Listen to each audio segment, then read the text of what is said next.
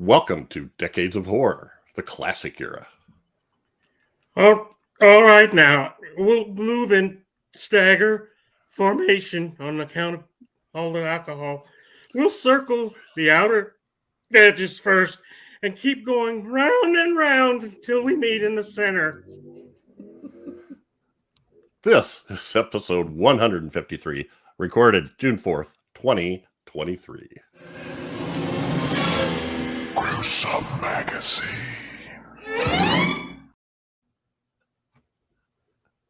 How long do we circle? Round and round. Round and round until we meet in the middle. Sounds like a magic plan. Hi, my name is Jeff Mohr. On this podcast, we cover the good, the bad, and maybe even the ugly horror films released since the beginning of time through 1969. In each episode, we'll discuss the monsters, spirits, psychos, and villains that have haunted movie-going audiences since the dawn of film history. Excellent. Decades of Horror and Gruesome Magazine are partnering with Play Now Media on several of their channels. By Decades of Horror, I mean all of them, 70s and 80s too. But in particular, the classic era is on the Classic Sci-Fi Movie Channel, the Classic Horror Movie Channel, and the Wicked Horror TV Channel. But also the Free Horror Channel and the Free Classic Horror Channel. So there may be more. Who knows? He's making channels right and left. It's available on Roku, Apple TV, Amazon Fire TV, Android TV, online websites, and across all OTT platforms, as well as mobile, tablet, and desktop. And you can see films such as Attack of the Mushroom People, Attack of the Giant Leeches. We like our attack films. Yeah. But lesser known, like Adam Age Vampire, Zontar, The Thing from Venus. But also better known stuff like 20 Million Miles to Earth and The Revenge of Frankenstein. All kinds of cool stuff. So anyway, check them out. You will see our wonderful faces there and all our Some not glory. So wonderful. With me this week are my incredible co-hosts. First up is Chad Hunt, co-host on Decades of Horror, the all of them. He's also a film producer and director with Wreak Havoc Productions and a comic book artist and writer. How you doing, Chad?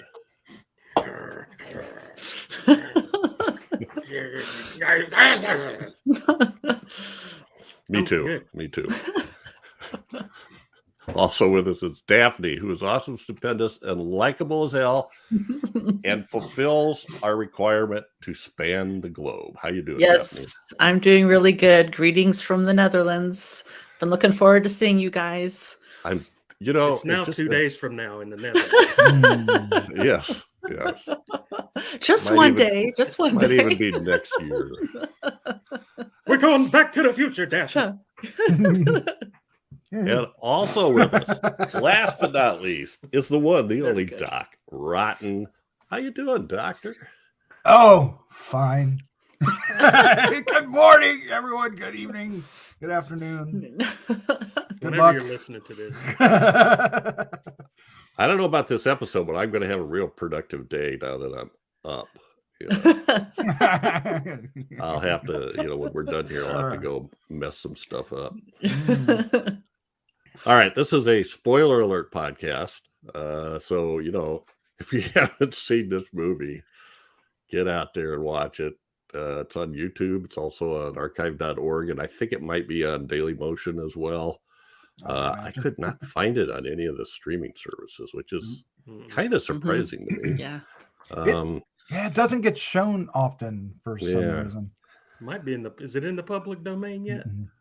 Not. I don't think so. So on this podcast, this is not your review podcast. We're not going to reel off a 7-minute review with like a scripted thing.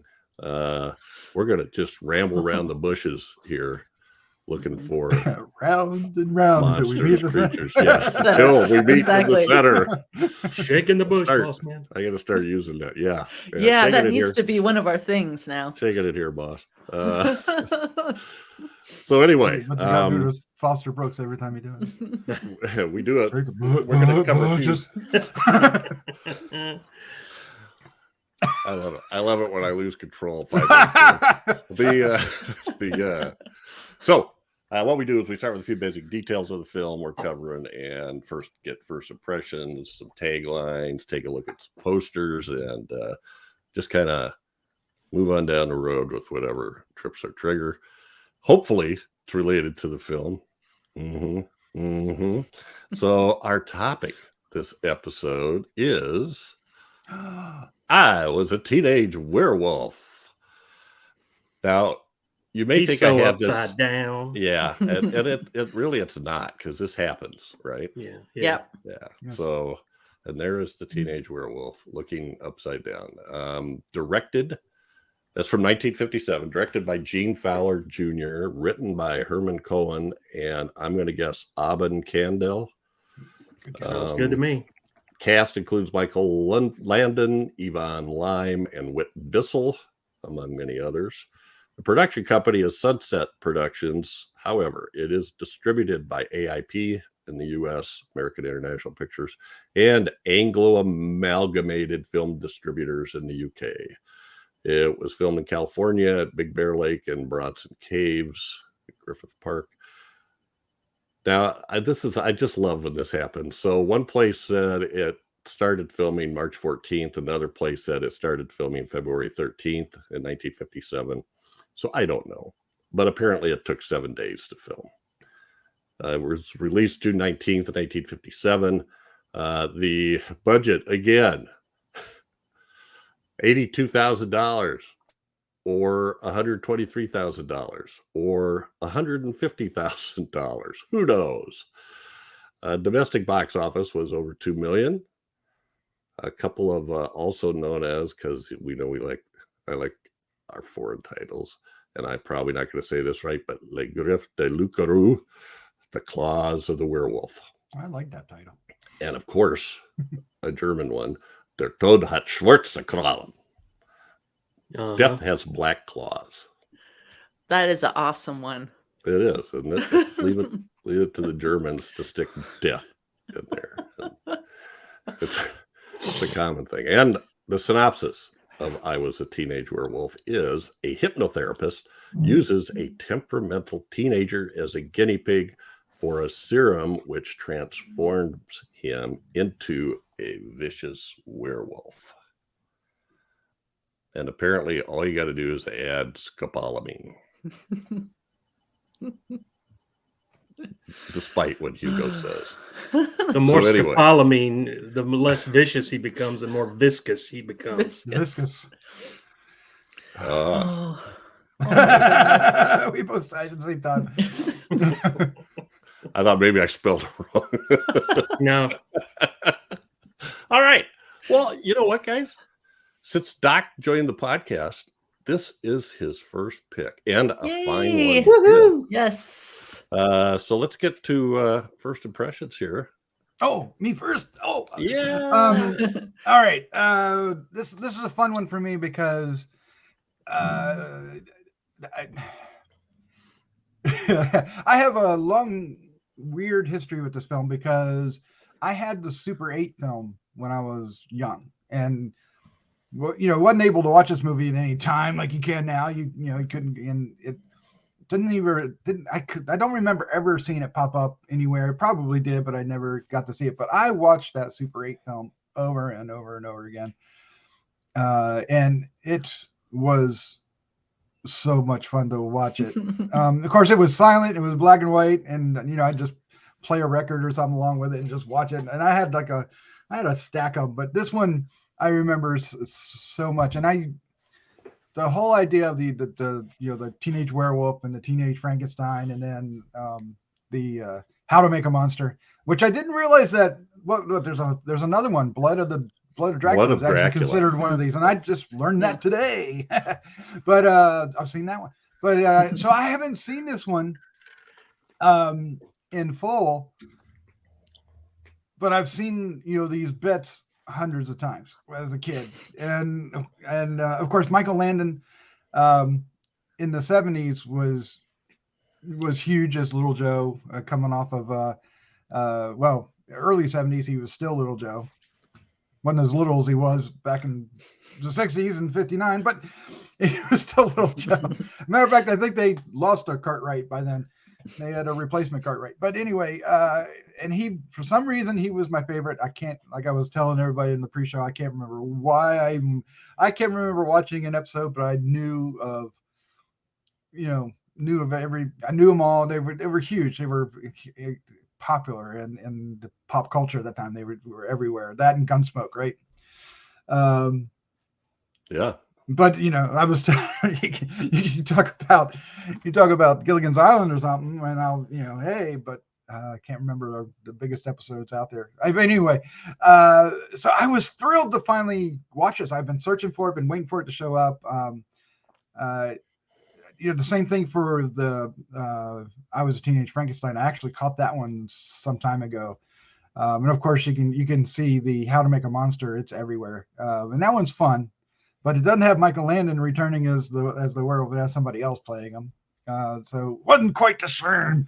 But anyway, I finally got to watch this, and this movie is corny and silly, but it is exactly what I wanted it to be. It is, it's a late 50s horror film, which is more bent on sci-fi because, horror hadn't quite returned yet. It was getting ready to.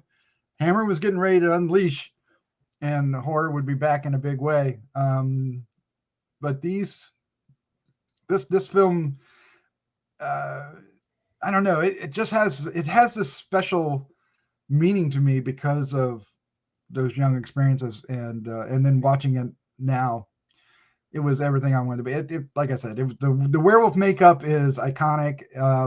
The way the fangs and the lips are above the fangs, and the what Alka-Seltzer foam coming out of his face, whatever that is coming out of his face. But the greatest scene, which we'll get to, is and it has the upside down werewolf scene, is when the girl is doing the gymnastics and Michael Landon comes in, and what is this, Joey or whatever his name is, and Tony, his name is Tony, right? Tony.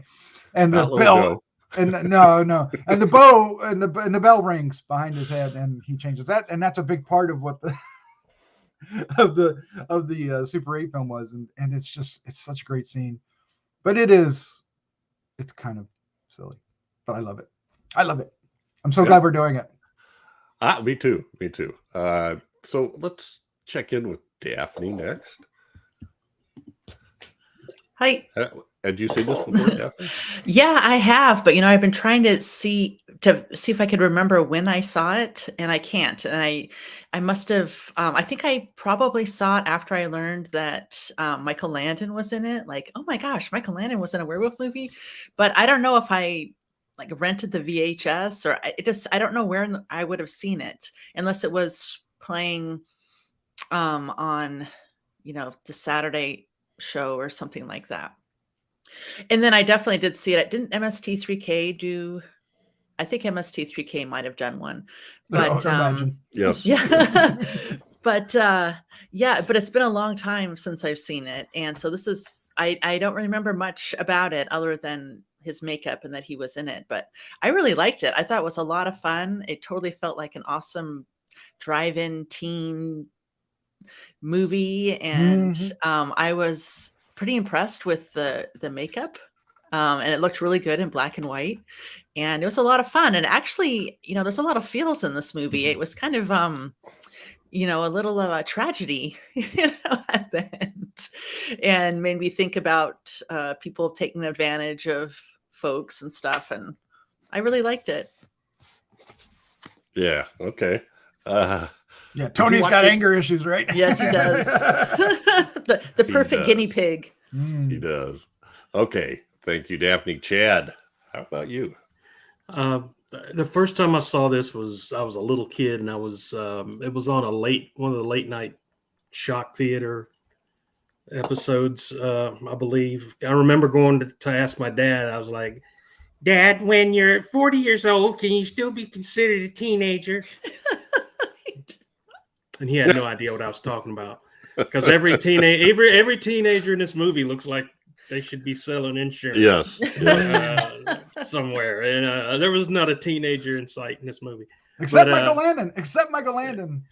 Maybe. who might have been 19. Maybe. He's pushing it. Yep. At least he looked like a teenager.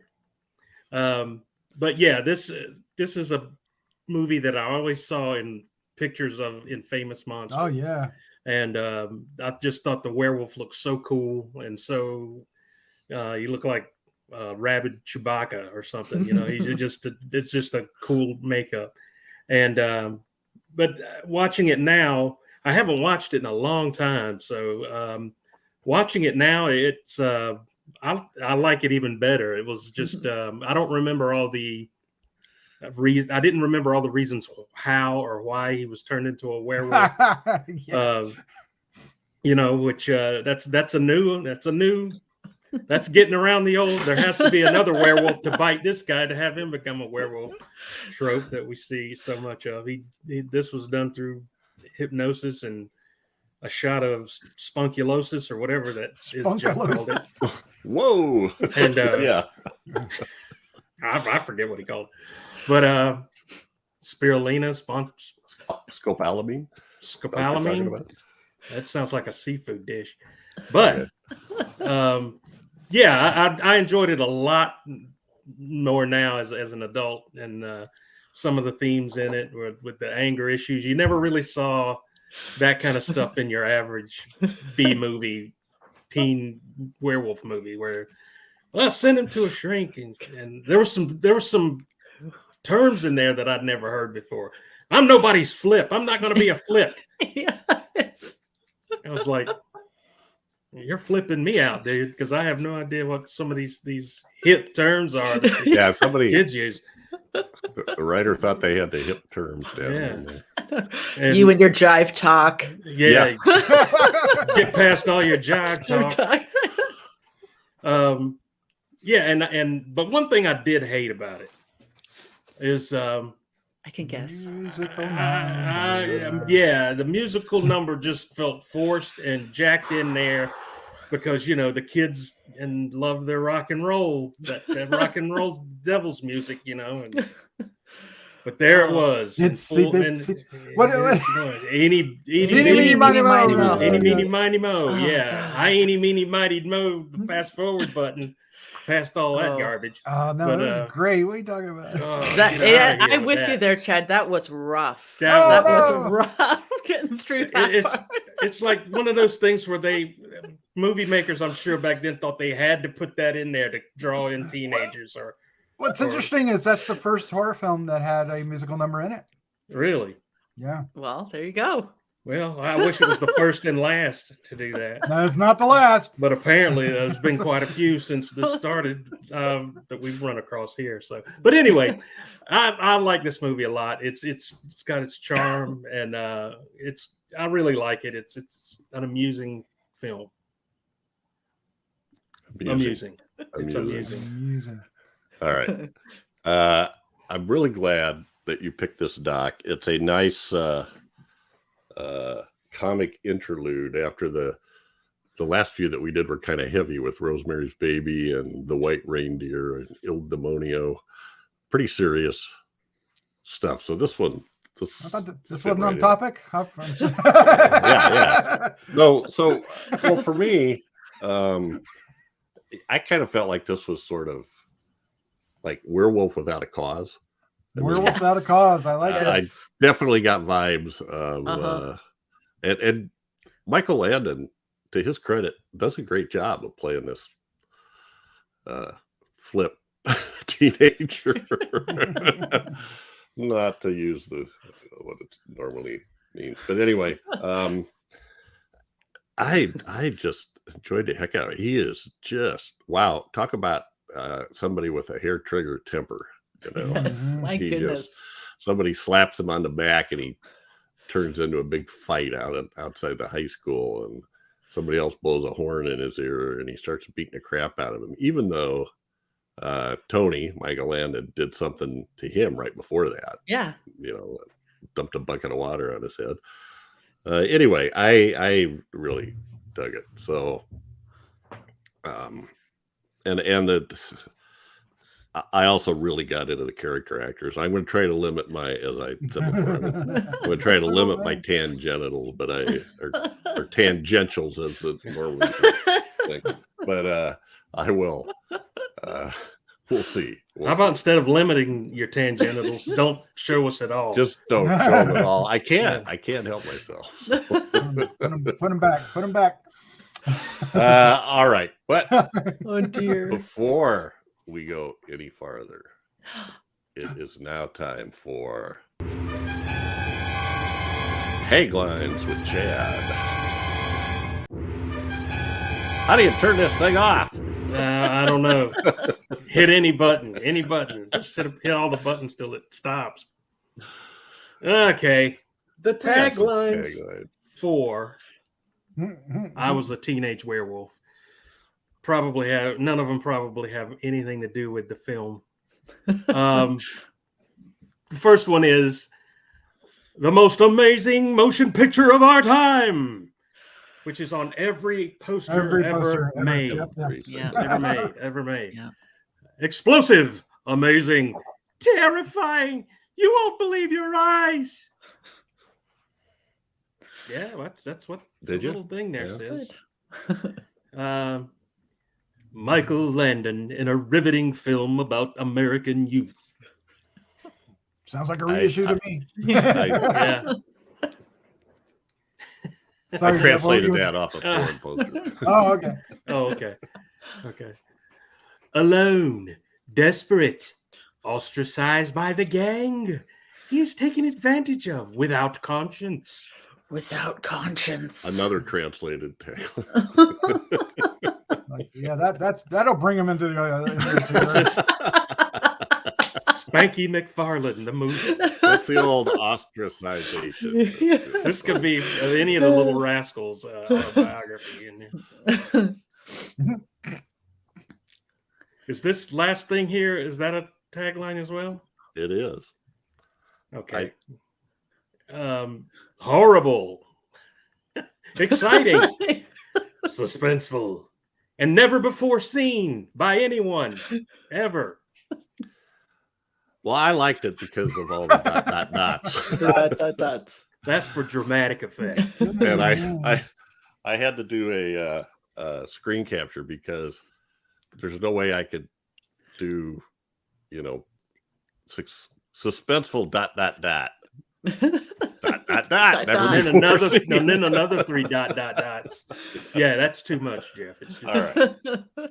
I can see why you gave up on that. Yeah, just out of principle, you couldn't do it. Yeah. Well, let's get into the details here. So I don't, in terms of original posters, this is the one I see everywhere now.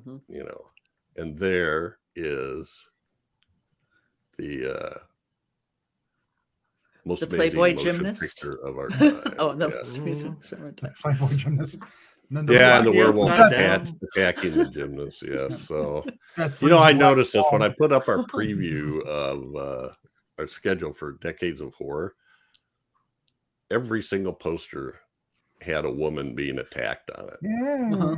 Every single one out of 6. It's most in scantily clad. Yeah. So this one has the claws dragging down through it with the blood trail. It's kind of nice. And then that's either really happened in the movie or that's that dance scene, musical number. I can't tell. Well, it was kind of like fingernails on a chalkboard. So maybe that's what that is. You know what I do for a living? All righty. These two are just a couple of different color versions of basically the same poster, almost the same poster, although the claws have been replaced by the werewolf's head and shoulders shot. And otherwise, I think it's all the same. And there we are, the most amazing That was of a our teenage time. pompadour. Yeah, one's green. I'm more partial to the blue and red one as opposed to the green and yellow one. But It looks like he's narrating the scene behind him, like Robert Stack. So You know, Oh, we look at said that. it was The Saucer released in Men. a double feature with Very cool. Invasion of the Saucer Men. Also carrying a scantily clad lady in Yes. distress. Look at that. Yes. What else would you do Well, at your invasion? Yeah, which we've also covered. Invasion of the Saucer Men. I so wish I could have a drive-in. I would love to Invasion have a drive-in. of the liquor brains. The Yeah, liquor yeah. brains. If they did double features like this, absolutely. Yes. Yeah. No. Well, you Oh my just God. So much sit in fun. your car and watch, and then walk into the house and grab a hot dog and some popcorn and walk Yeah. back out. There's still a couple around here in North Carolina. Oh yeah, that's so cool. I don't think we have any more in Washington. There was 2 around for a long time, but I don't think they're gone. Hmm. It's not the And same. then here's an ad for another double feature with I Was a Teenage Frankenstein. And I think, what does that say at the bottom there?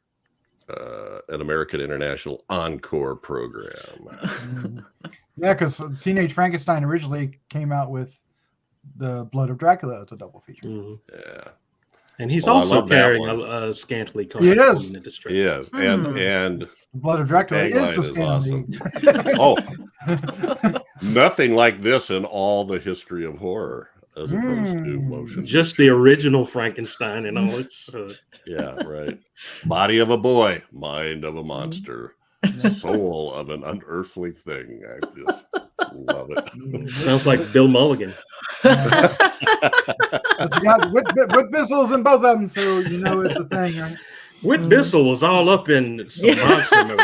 know. Yeah. So here we're playing off the Little Joe, the Bonanza thing. Mhm. So Bonanza started in 59, so this must have been after that. And apparently Bonanza was very popular when this in Europe when this poster came out. One of those double language ones, probably for Belgium. I'm guessing. Yeah. Grue-Crew. Loup Garou is French, Mhm. Right. right? They- So, Yeah, they speak that. Daphne and I were talking about that because Yeah, they speak Flemish and French. That's my understanding. Oh, look at it. Flemish. Yeah, Flemish. Flemish, which is kind of like Dutch, but not. And someone would probably punch me in the face for saying that, but I don't know. It's a werewolf. and then the German poster, which didn't really change much, except they got rid of that tagline. Even they knew it was a little too. And they reduced the, well, it might be just the color of the thing, but the red is a little bit more orange here too. Mhm. Looks more like Hammer Blood. Well, this really bothers me because I had, I think I was like, it was too late at night when I was doing these. Did you lose one? Yeah, because I had one on here for Doc. I'm just going to pull it up here real quick because I know it's going to be handy. Handy. Ah, yes, that's the Super 8 one. Now, yeah. And the horrible, exciting, suspenseful ... There it is. Yeah. Yep. And then later on, it would just have like this little Super 8 sticker all over the place. It would either be at the top or over to the left. It'd be Super 8. I used to have all these, the Universal Monster ones. and- Oh yeah. I did too. I only have one left. I don't know what happened to all the others, Mhm. but I still have Star Wars. Ah, Cool. Ooh. And I spliced that booger back together so many times. Do you have a splicer, one of those little splicer machines? Yeah, To splice, 'cause yeah. They would yeah, break because all they the would time. fall apart. But I'd had the Star Wars, the tangential. I had the Star Wars record, and I had the Super 8, and I would play the Star Wars record. And once, of course, that was later on in the 70s. That was when the Super 8s were going out. But, Wow. That is so cool. God, it had the soundtrack too, huh? yeah. Oh, it was great when the soundtrack, because it would start off at the same time. Mhm. Yeah. Nice. But I had the Frankenstein meets a Wolfman one. Yep. I'm trying to remember Creature. what else. Creature from the Black Lagoon. That one I had. Frankenstein meets a Wolfman. Dracula. Dracula.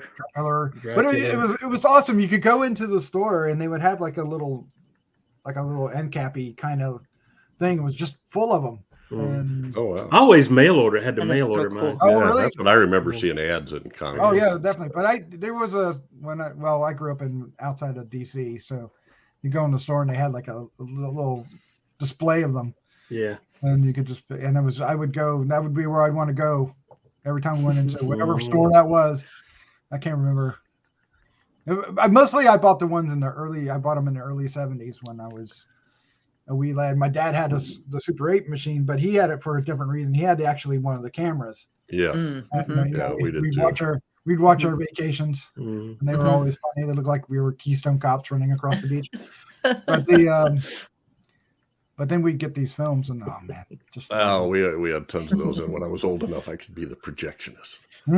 Ooh, Yep. cool. Anyway, I did love volunteering to be the what was the AV person in school. You know, you got to run the Oh, deliver yeah. deliver the Cool. films to the Yeah. classroom and room. Anyway, I'm a nerd. that sounds It's fun. okay. Remember, everybody, the red plug goes into the red socket. The green plug goes into the green. Okay, don't reverse them. So That's what I'd Our be two telling my leads brothers and sisters. our two leads, Yvonne Lime and Michael Landon, play Arlene and Tony. Arlene and Tony. Why is she hugging on that mannequin at the bottom? It does look like that, doesn't it? This is when he's being nice. Yeah. That was few and far between moments. I right know. She's a year older than he is. Yes.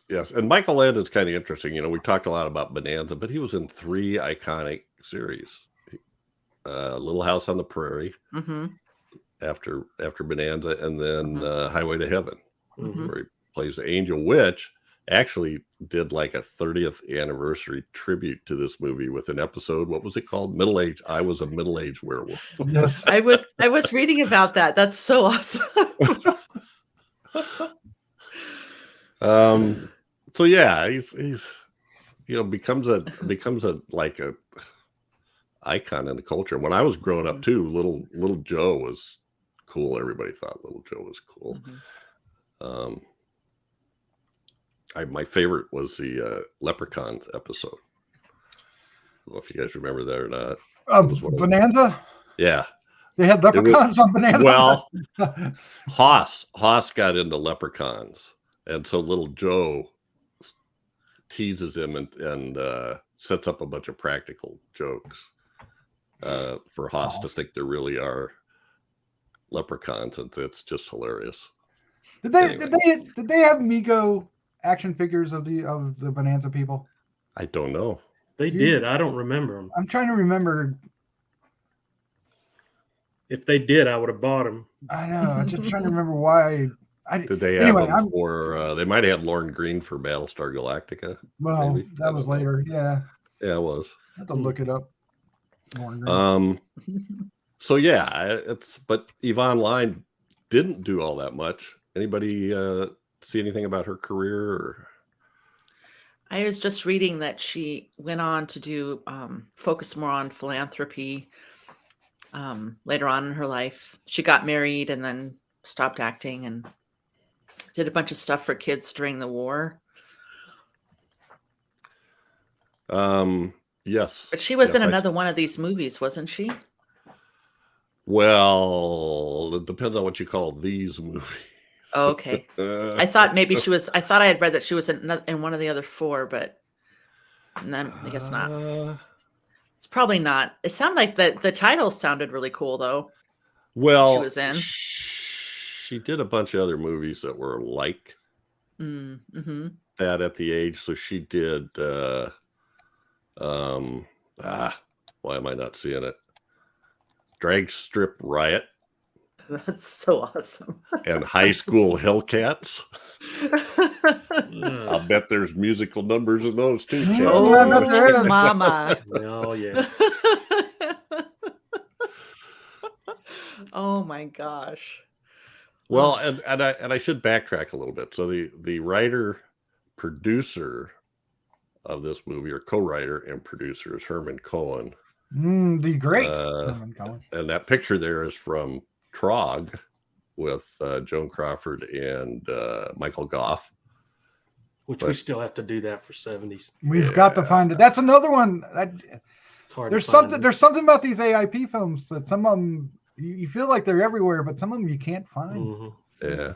So Conga was one of his. Then the Teenage Frankenstein, How to Make a Monster, Blood of Dracula, which seriously should have been I Was a Teenage Vampire. I Was a Teenage Dracula, even. Yeah.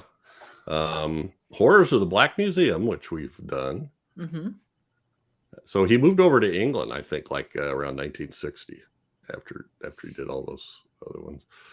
And Berserk, which is we almost did. We did it, but I lost. I screwed up. I lost the recording, and Joseph. The dog ate it. It was Joseph Spick, and he was like, "That's not worth doing again." No, we'll have to pick it up sometime. Yeah. Anyway, it's not very good. Although I did have a tangential with it. Your genitals. We've got to do Trog at some point. Oh my God, Trog. Yeah, it was on Shudder for a long time. Was it? When I went to go pick it one time, it was gone. Oh no. Yeah. That needs to come back. We've got to find that. That's weird. Well, I've got a great story for that one too. So anyway, Herman Cohen. And look at the knife in the eyeball on How to Make a Monster. Yeah. So and those teeth look pretty familiar, don't they? Yeah, they do. Yeah. Well, it brings back both the monsters. What's fun about that is that it turns it over to being a makeup artist. So right. Whit Bill's guy's a makeup artist guy, and he just puts when they put the mask on, they turn into real creatures. So real creatures. Well. But he was the co-writer of this, and I'm going to forget his name. So Alban Candel. He and Cohen co-wrote most of these. Without checking the list. It was a very common collaboration. All righty. So excellent. Our other sort of lead is the ever-present, ever-popular Whit Bissell. Whit Bissell, my goodness. Oh, look at that top photo. Look at that top picture. It's so good. Look at the lighting on it. I mean, the lighting. It's so good. Man. Oh. Like I said, Whit Bissell is in every horror movie in the 50s, I believe. Oh my God. So many of them. He was in a bunch of them. He was also in the Time Tunnel. I think he was like the program head or something like that in the TV series. The Time Machine, I mean. No, the Time Tunnel. Time Tunnel was the TV show, right? Right. That's what I meant. Okay. Wasn't he in Creature from the Black Lagoon? Yes. Yes. He's also in Invasion of the Body Snatchers. The prelude and the prologue they got. Yeah. One of my favorites. They get a hold of him. So yeah, the ever-present and a cool name. Yes, Whit Bissell. Bissell 2024. Look at that top picture, man. He looks like he's whispering in Michael. I only took this job for the paycheck. Next week I'll be an extra pumping gas in the Exxon commercial. Well, he never said no. Forgot. He was in Soylent Green too. Was he? Yeah, he played a governor. Huh. Anyway, Whit, he has a kind of a running theme through there. His sort of, I guess he's apprentice, Dr. Hugo Wagner. Yes. Played by Joseph Mell. Is constantly the voice of conscience. Yeah, he's his conscience, and Dr. Alfred Brandon, Whit Bissell, is always going, he'll have none of it. No. Yeah, no. You're trying to stop this breakthrough. Nobody will care that I abused this teenager and turned him into a probably werewolf. saving him from the gas chamber. Gas chamber, yeah. Yes. I'm doing him a favor. Oh, Shut Whit. up, Whit. Yeah, Whit. Well, should we check out the sort of the star here? Sort of the star. Oh, there he werewolf. is. Another werewolf. And the shots of him. And It's- okay, I love the hair. I love the pompadour. Mhm. I think it's so awesome. I love it. It's all of Yeah, it. cool. I Oh yeah, love yeah, it. yeah. With the streaks. I love it. Yeah. It's Well, so Well, what nice. I thought was funny is like Mhm. it's kind of I like do they love it. started using a lap dissolve, but they didn't want to do enough of them for it to work. So then they put in the wavy The sort wavy lines, Mhm. yeah. of nightmare. type thing. Yeah, because they only had 3 versions, right? The 3 or 4 versions. Yeah. But I mean, Oh, this I is, just love it. I mean, he could never bite anybody with those Yeah. fangs because you never get your mouth open. But I know, they're right? great fangs, and this Yes. reminds me a lot of Michael Jackson in Thriller. Mhm. Mhm. You know, he has more this look than any others. Yeah. Mhm. And that bottom picture, they knew they were going to change him over into this creature. Why did nobody think to tie him down into the chair? Or Yeah. then they act all surprised when he turns and he's like, "Hey, where am I? I'm not supposed to kill you." And jumps up and starts trying to kill everybody. I have to see this for myself with my own eyes. Now, you saw it up close and personal with Mr. Bissell. Oh man. Well, there's a couple more here just because I just thought, Mhm. God, these are just. That's great. And then Chad's favorite shot. The eyeballs or Which the drooling. The drooling The is drooling, fantastic. the drooling, but the Yeah. eyeballs too. The drooling's Yeah. cool. I don't know what it. It Yeah. looks like he's on the toilet on the top one there. He's foaming at the mouth. That's for sure. Don't in there. There's like he looks both ways and like Yeah. Yeah. Oh, this, Oh, that's right. I had that gif. I don't know. Uh-huh. oh, remember? And then the phone rings right in the middle of that. Yeah. And he turns it on him is T3K. One of the like robots goes, "Tell him I'm not here." When the phone rings. Well, that's what it That's is all the way funny. through. It's just strange. It's loud noises. Mhm. Is what get them. Although, Well, there was no loud noise the first time, right? He just drops his girlfriend off. That's when he killed the guy on the trail. Yeah. Yeah. Do we see his transformation before? No. No, No, we I don't think see that, yeah. one. So we No, don't. The the first first- time is by the school bell. Yeah. Right. So maybe But- some but loud we- noise happens somewhere else. Yeah, we definitely know that loud noises trigger him because Mhm. Yeah. that's what happened when they did the horn next to his ear Mhm. Mhm. and made him jump. But he Yeah, when Vic, our hip. yeah, but he Songs triggers a lot of things, but that was one thing he triggered. We have no idea why he's fighting at the beginning, right? They're just Right. like going at it. Yeah. Oh yeah, I know. Although the dork that I am was like worried about how dirty their chinos were getting. Their chinos. I don't know why. Oh, that I don't know reminds me. why. I don't have a picture of it, but when they're hanging out in their club and they do the Mhm. dance and song and dance number, Yes. and Vic's girlfriend, which I believe is Cynthia Chanel, says she was Pearl. Mhm. You're our wardrobe expert. When were clown suits popular teenage attire? Well, it was a Halloween costume Well, party. that's right. 'Cause Oh. she thought it Yeah. was going to be a costume party. And Yeah. everybody, Oh, okay. I guess Yeah, I they missed told that. her she was. Although I would love Pearl if she did that just because. Yeah, Like, that's just the way she wore. Oh, my soulmate. But yeah. And Pearl. somehow or another, that poor girl that they just loved scaring her. That's Yes. They had that. You could tell they've been working on that dance sequence though for a while. Did In you the catch our- basement with the bongos. Not for very long. Well, that song to me sounded like it was probably cultural appropriation.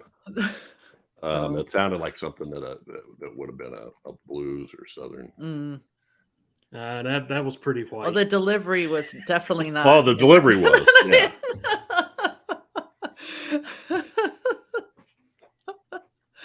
Oh my Like- goodness. Elvis doing. Let's see if Well, it was there's written one. by somebody.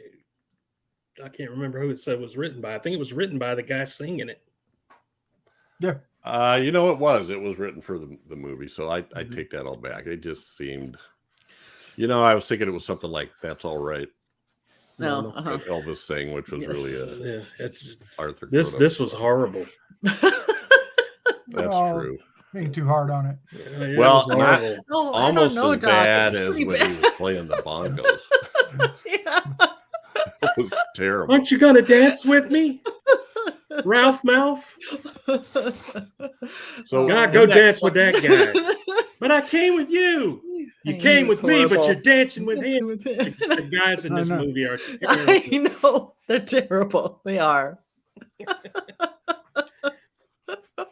They just all didn't turn into werewolves. Is the problem. No. So, did you see any familiar faces in that the teenagers in the club scene? Oh. The only other familiar face I saw was an officer, and I guess we'll get to him later. So I didn't see any in there. Was there some? right. I'm sure there are. There That are. looked Well, like James my Best. Grandpa Buford James Best was in there. from Dukes of Hazzard. James Yes. was he? Yeah, he was the one that he's making out with the girl on the couch, and she jumps up and slaps him. Oh, Oh yeah. And That's then him? Wow. I think he's also the guy that falls out of the closet with the knife in his back. He's so young that it didn't, Uh-huh. which is I know him weird. better from Killer Shrews. Right, I was right. gonna say, wasn't he in Killer Shrews? He was, which, by the way, we've covered, and that was only 2 years later. But in this one, he looks so young, you almost can't recognize it. But his voice does sound deeper than the other guys. So See, maybe- they all- He's 10 years older than everybody else. That's why. Did you say he was in the Dukes of Hazzard? I'm not familiar with him being in the Dukes of Hazzard. Roscoe P. Roscoe Coltrane. Oh my gosh, really? Yeah. Yeah. Oh, I didn't see Yeah. that at all. I gotta saw go his back name and in the look. credits, but I didn't know which one. Oh Was him. man. Oh, he did a bunch of stuff. He did a couple of Twilight Zones. Yes, He was not he was, recognizable to me in this movie at all. He was 30 when this was filmed. So. He was born in 26. Yep. So that was crazy. Yeah, they all look Oh. like stockbrokers. This looked like, I was like, where are the teenagers? This looks like Yeah. some weird adult party. Like Tom Right, like- Cruise should be in here somewhere. They should definitely be walking around with alcohol, some Yeah. drinks, some mixed So I drinks. think Doc- Yeah. Talking about The stock police points. officer that you mentioned, Doc, who are you referring to? Yes. You want me to say it or you gonna say it? Oh, go ahead. Guy Williams. Yes, yes. So this is very weird. When I see him, this is what I see. Yeah. Zorro. Oh my gosh. Which, as I was researching this yesterday, I found on the Disney Channel and streamed like 5 episodes in a row. They have it on the Disney Channel? It's an The awesome. Disney, like Disney Man, Plus I used or to Disney? watch this. Yeah, it's a Yeah. Disney production. And I thought it was one way around. I thought it was episodes on Wonderful World of Disney first, and then they made a series, but it was the other way around. Disney made the series, and then when the series quit, they did a couple episodes later Mm. on the show. But anyway, and he's just like perfect. He's perfect for this. Jeff's in love. Oh yeah. Well, forget Sergeant Garcia, this fat sergeant that's really inept. That's sort of the comic With the relief. biggest Anyway, face I've ever seen. Also. yes. It's got But its own Here's what Doc's gravitational talking about: Lost in Yes. Space, June Lockhart. and he also played Sinbad in a movie called Captain Sinbad, spelled Sindbad. Sinbad. Sinbad. I was So going to anyway. watch that movie once, but then I ended up watching something else. Well, and there's no creatures. He was also a Cartwright. He was, and that was the GIF I was trying to upload. He played their cousin Will in like how many episodes? Looks like 5. 5 episodes. So do you know why they brought him in? Somebody didn't want to be on the show. Adam Pernell Cartwright didn't Roberts. want to be on anymore. Yeah. Adam didn't want to be on anymore. Pernell Roberts. And so they brought him in, and then apparently Pernell Roberts changed his mind.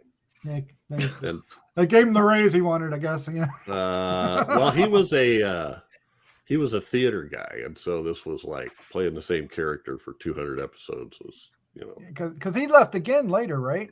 Yeah, he only stayed for one more year and then he left. And then they went, screw it, we're not bringing in any more Cartwrights. Oh, I thought they brought in a replacement, but maybe this is the guy. Well, the guy they brought in as a replacement would be like Candy, a ranch hand. They didn't bring in another Cartwright. Okay. Because I, like I said, vague. Everything is vague about. Yeah. I must have seen every episode of it, but I don't. Okay. Tangential. I just realized that they in the 72, which is after the show had canceled, they brought it back as reruns during the summer as the Ponderosa. Oh, yeah. And I'm wondering if I watched that as well. I don't know. It was I just ever can't remember. It was ever I just can't remember. I mean, it was there the whole time I was growing up, and it was there the whole time my kids were growing up, I think, because it was on the 4 o'clock or those. Oh yeah, well that too. My dad was a huge Western fan. He loved the Westerns. Mine too.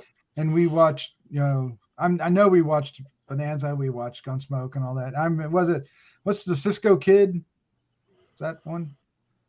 Yeah, that's even Cisco. older. Yeah. What is that?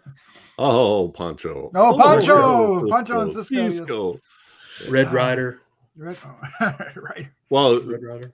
Zorro had a sidekick that was mute, but when he returned home from Spain from school because the dastardly Commandante was trying to take over everybody's land, he told his friend, I can't think of what his name was, to pretend like he was deaf too. That way he could be his spy. So he was only mute, but he played a deaf mute. And then he would have to relay his secret information to Zorro, Don De La Vega, and he'd have to do it with, not real sign language, but acting things out and stuff. Anyway, I don't know. I just dug it. 2 words? Okay. That's so good. And every episode ends with that picture on the top of the horse rearing up and him riding away. Every single episode, at least out of the first 5 or so that I watched again. All right. Well, we got another guy. I got it. Well, let's do. We talked about the gymnast. Don Richard. That's the greatest scream. Upside down scream is great. Yeah. And she's doing the weirdest gymnastics thing on the parallel bars. I've never seen anybody do that. Maybe just she was over and over doing sit-ups like that. She was very athletic because she could do that. I can't even imagine being able to do that. Let's think of an exercise she could do where she'll be upside down. That's exactly what they wanted to do. And that's where the upside down, they actually show the werewolf from her point of view upside down. Which is so fantastic. What a great idea, right? Yeah, that was great. It was it reminded me of Il Demonio because they also do that upside down. Yeah. Oh yeah. Another athletic. Well, she was let's see, this came out in June 57. She was Playmate of the Month in May 57. So they definitely tried to accentuate her figure. Yes. Well, she was only 42 here.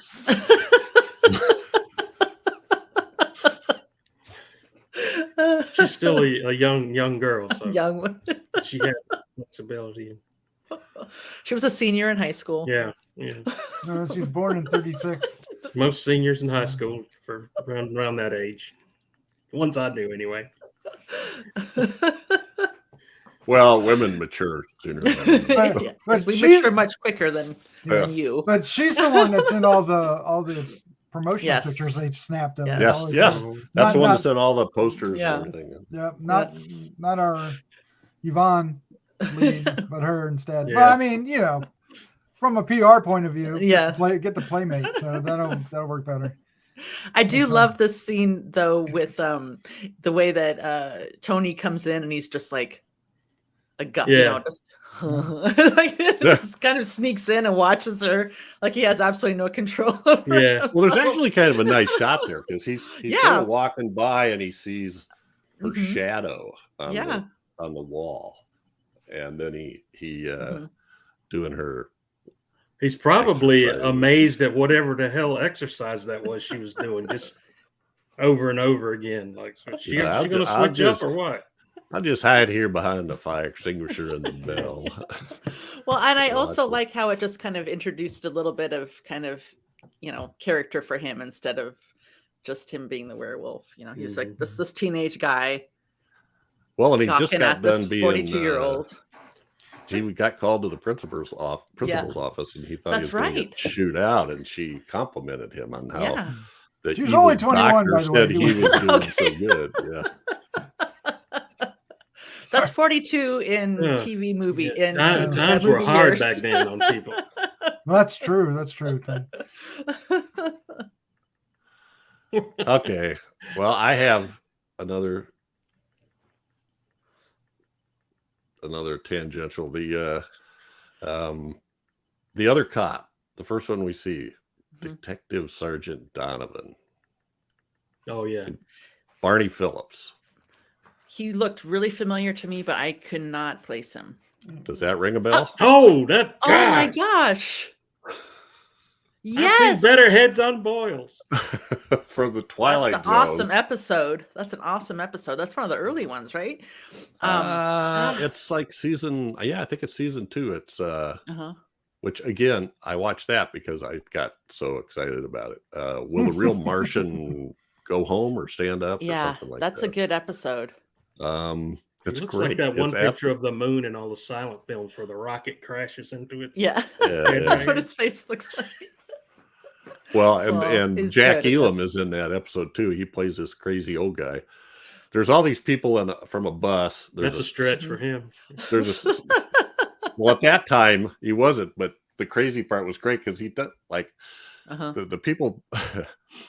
So there's a snowstorm and a bus pulls over because a bridge is supposedly out, and all the people from the bus, there's only supposed to be 6 of them, and the driver go into this diner. Well, then these police investigate this UFO report and find tracks from the crash site to the diner. And then when they count, there's 7 people in the diner, but nobody remembers anything about who that is, or so they don't And know paranoia ensues. which one. It does. It's It so does. good. It's such a good And episode. what is his name? I think it's John Hoyt. Is an old guy that he's the guy that wasn't on the bus. And he comes back in at the end to talk to Barney Phillips, who's the counter guy at the diner. And all of a sudden he's like, well, I'm from Mars and we're doing a scouting trip for colonization. And then he's drinking his coffee and this third arm comes out of his coat, You see something in my eye? And Barney Phillips goes, well, yeah, I'm on a colonization trip from Venus and we've been here for a long time, so you're screwed. Yeah. Anyway, I love Twilight Zone. I kept seeing him whenever that Detective Donovan had his cap on. I kept thinking he's going to take his Take cap. cap off, have my ball. He was on Gunsmoke. Mm. Oh yeah, We might as well talk about Gunsmoke a couple times. He played different characters like most actors would do on a long series like that. oh right. Right. He played one character over again, Bill Pence, whoever that was, and then he played an Old Spicer. He played a guy named Summers, another guy named Smith. Well, he's got 183 credits, so And a lot of them are voices. Lime voices, Jabberjaw. Oh. He was in the. I know he wasn't Jabberjaw, but he did voices in Jabberjaw. You remember Jabberjaw, Chad? Yeah, yeah. Curly from the Three Stooges, Jabberjaw. Jabberjaw. Jana of the Jungle. Yep, another cartoon. Yeah. Voices. Yeah. But He was in the Betty White show. Yeah, that was a series that didn't go anywhere, but yeah, he was a regular on that. He did Betty White's voice? No, he was Fletcher Huff. Just kidding. Huff. Jabberjaw. Slightly. So anyway, Jabberjaw was awesome. Yes, it was. I love Jabberjaw. Oh, the Funky Phantom. 17 episodes of another cartoon. Oh, he played a cop in an episode of Columbo. Maybe that's why. That might be it too. I knew I'd seen him around. No, he's just one of those guys. You look through there, he's just been Wasn't he on Dragnet? Well, the radio Dragnet. Oh, that was a radio version, huh? Yeah, well, yeah. It says a TV. Well, it says TV series. Am I looking at the wrong person now? Well, how many episodes? 11. Yeah. Well, he was on the radio, and then they brought him in for part of that. And it looks like he played a sergeant, but then he also played another character. Yeah, he played somebody named Ed Jacobs. But I was thinking about that when I was watching this, because there was a couple times where he's talking about the teenagers, and he's standing there with his hat on, and his arms are just straight down his side, and he's just giving them the facts, man. You know, that's all like. Give him the facts. This is a Dragnet thing. Anyway, I love stuff like that. So I didn't do any looking up at the other guy that I recognized really as well. Two other ones actually. Malcolm Atterbury played Tony's dad. Mm-hmm. Pretty recognizable character actor. And then Pepe, the janitor, who I assume because his name was Pepe was supposed to be Hispanic, but the actor's name was Vladimir Sokolov. Was Russian. It doesn't sound Spanish.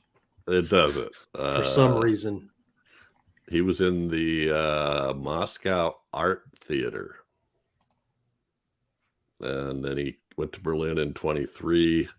So anyway, another guy, 117 credits. He was in The Magnificent Seven. Mm.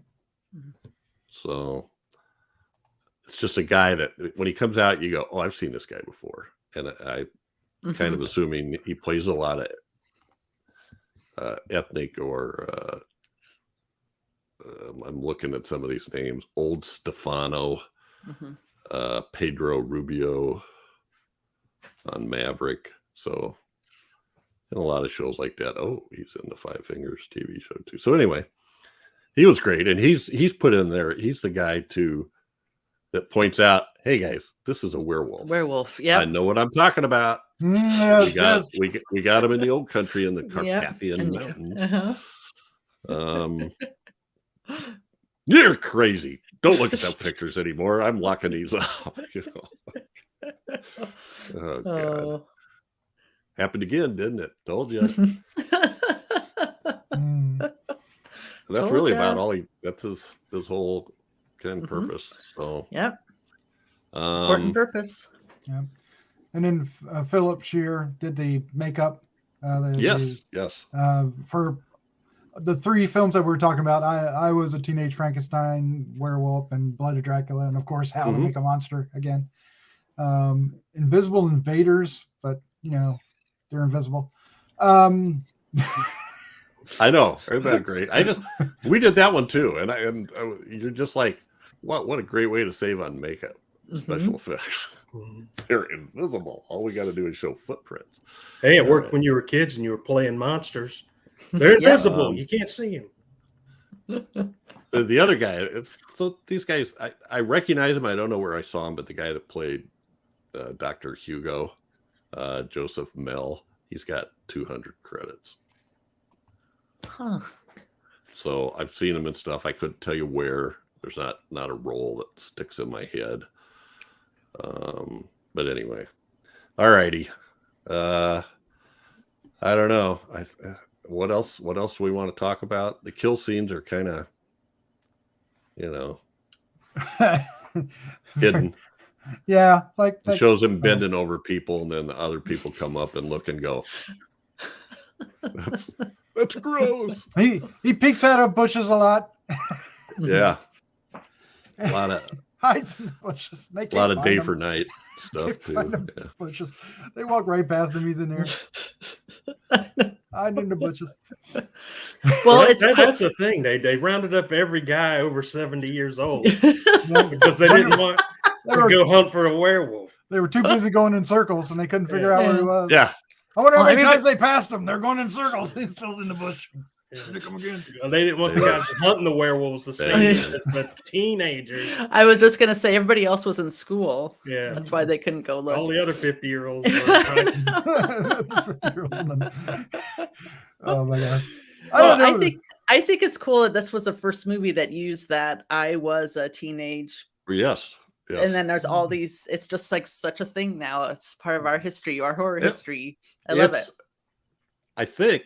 What I saw something that claimed it was the first teenage monster movie. I read that too. The first said it as a teenager as a monster. Title, and then that title becomes iconic throughout. Yeah. Like Doc was bringing up, I was a teenage zombie. Is that 80s or no 90s? I don't know when that is. I think you said it. I thought it was 90s, but I think you said 87. But of course, that's not anything related to these guys. But. No, but all the other ones from that, and. No, it's just now it is what it is. No, there wasn't Teenage Caveman or something like that. There's a bunch of teenage ones now. I saw something about. I was a teenage 50-year-old. I was a teenager. I saw that somewhere too.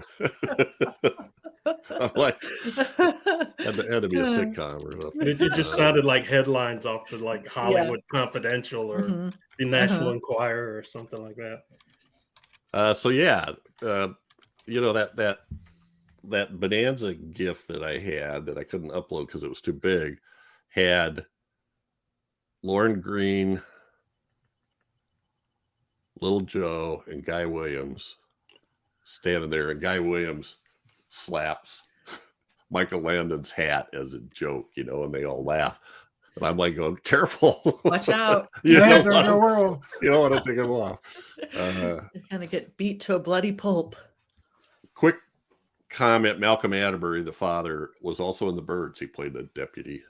And he's got 160 credits. So, okay. Any final comments on I Was a Teenage Werewolf? Watch it. It's so fun. It is. It is a fun movie. Yeah, this movie is responsible for me, like, as a horror nerd in the 70s. I decided, oh man, I wonder how many other actors did horror movies as like when they were before they, or how many famous actors did horror movies before they became famous actors. And man, you can go down quite, you find out Clint Eastwood and, Jack Nicholson, of course, and all these actors. And that would just, that was like a thing for me after I found out about that's this awesome. movie. So awesome. And on up. I mean, Johnny Depp. And quick comment. Well, that's this movie's whole claim to fame is had Little Joe. Well, and that's what I remember. I can't tell you the first time I saw it, but what I remember is you just knew that. Or watching Bonanza, and it was just like a common thing. Oh, it was a teen. And I think in later years, when he was on the Tonight Show with Johnny Carson, they would always do stuff to tease him about that. Can you imagine? Because if you watch this and you became a fan of I Was a Teenage Werewolf, and then you realize, oh look, the werewolf guy's on the Bonanza show.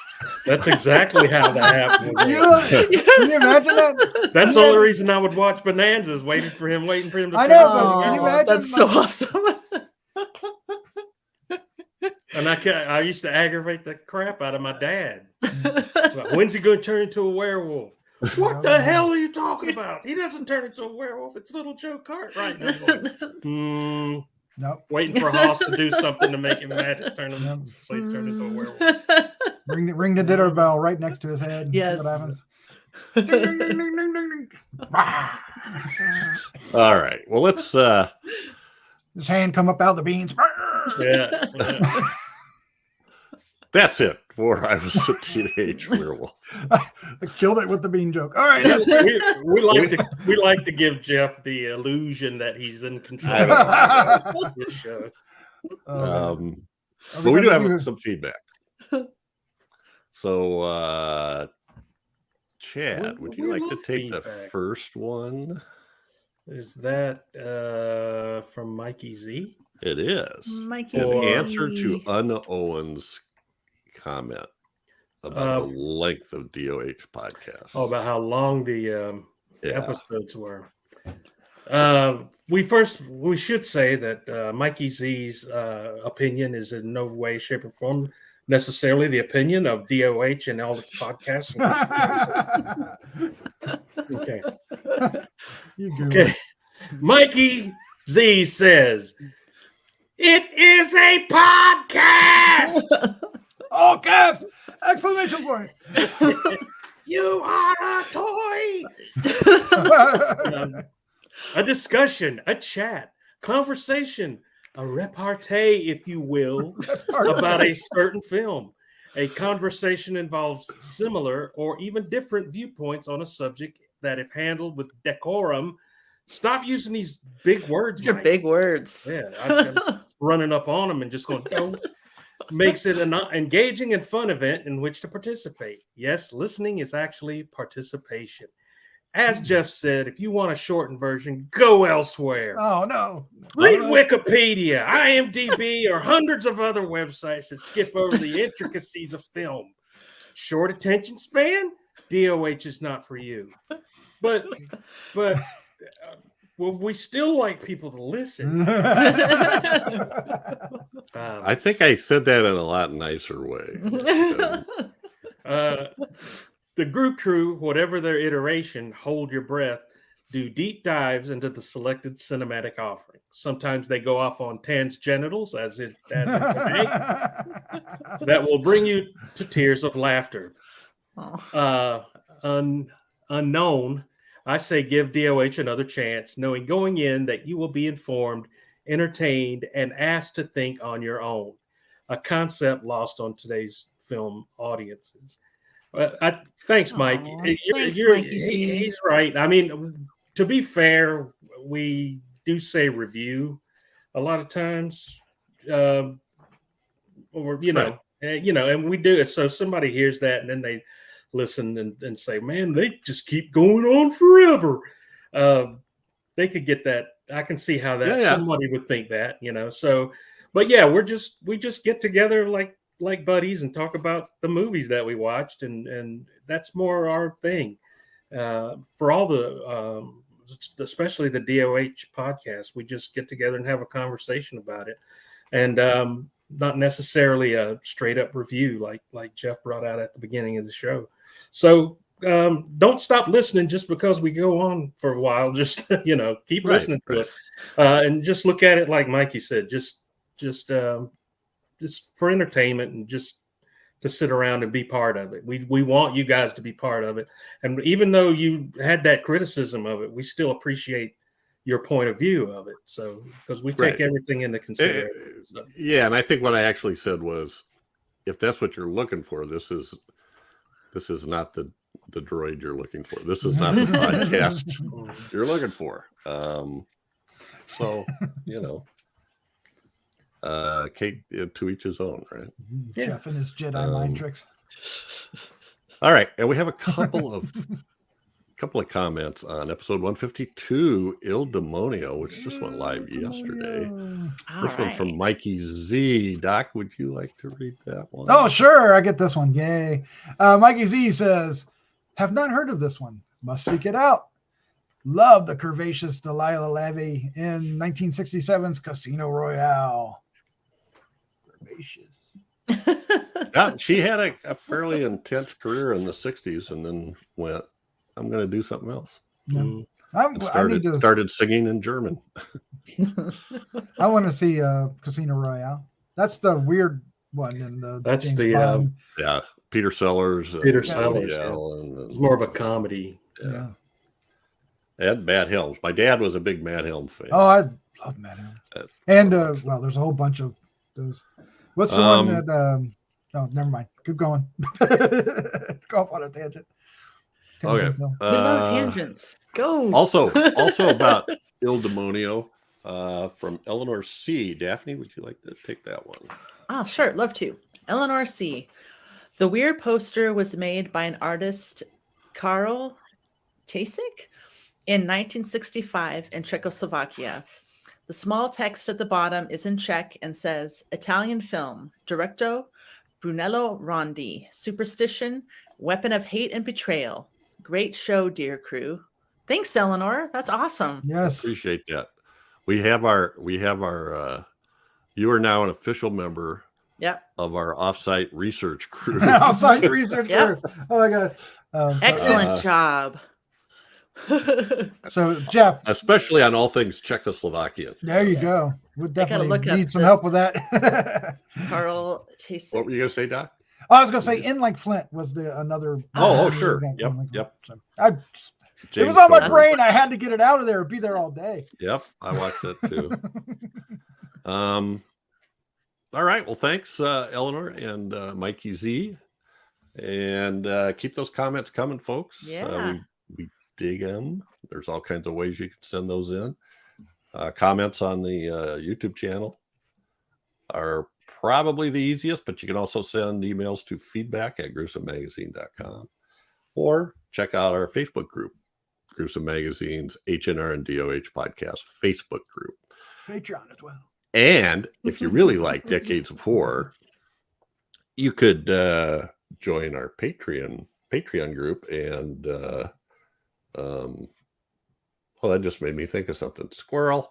And for only a few dollars, you'll get content earlier and maybe some content that other people don't have. So, for instance, Decades of Horror usually come out a day or two after we record them, as opposed to the scheduled publication is like 12 days to 2 weeks after we record them. So, at any rate, we would greatly appreciate all of those things. And Doc, So you're that's it? doing stuff for the anniversary too, right? Oh, yeah. Yep. On Patreon. Yes, we are celebrating 10 years of DOH, H&R, Gruesome Magazine. We started in 83. No, we started in 2013, 83. Where did that come from? 2013. And then we've been doing it. God. Well, this I is a wish it was classic from era, 83. so that's I actually know, that'd be awesome, future. wouldn't it? Like, Yeah, that's right. It's in the we've future. been doing it for. Also, anybody that becomes a Patreon gets a free month subscription to my OnlyFans. There you go. Yeah. Just putting that out there. Well, we've just broke the internet. Great. Thanks a lot, Chad. Not- Get ready not- for the memberships to come rolling in now, Doc. Yeah. Yep. Just so everybody knows, it's not the gift you think it is. Mm, Or maybe it is. Anyway. these Tense gentle. So yeah, every 2 weeks. No Tan's genitals. Whitney. Every 2 weeks, we'll be focusing on a specific film released between 1920 and 1969. Next up is one chosen by Chad. Oh no! What Is are we it doing me? next, Chad? I forgot. Let's see. You forgot? You just chose it. Oh, yeah, I did just choose it. We're going to be doing Roger Corman's The Wasp Woman from 1959 Dear. Buzz, buzz, buzz, buzz. Dear. Oh, with our dear. buddy from The White Reindeer in there. He's in that. No. Buzz, buzz, buzz, buzz. Okay. Yeah. What? Lost one. The guy that played the boyfriend in The White Reindeer is in The Wasp Woman. I think that's what it was. Sure. Why I We'll picked go with it. that. We'll go with that. Good enough for now. Okay. Well, you Better got be it. wrong now and apologize later. Well, if you want to prepare Grue Believers, it's currently streaming on the Classic Horror Movie Channel Nice. and Canopy and Prime. Amazon Prime. So that's it, folks. Maybe we can get a watch party together on a random Monday. Yes. So Awesome. anyway, I don't know what to say about that, but that'd be fun. I'm down for that. Yeah. I don't know what to say about that. Let's do it. Catch us again here in 2 weeks for another great horror movie of the classic era, as only decades of horror can do it. Or something. Say goodnight. Good night. Night. Even though it's Stop 10 in the scenes. morning.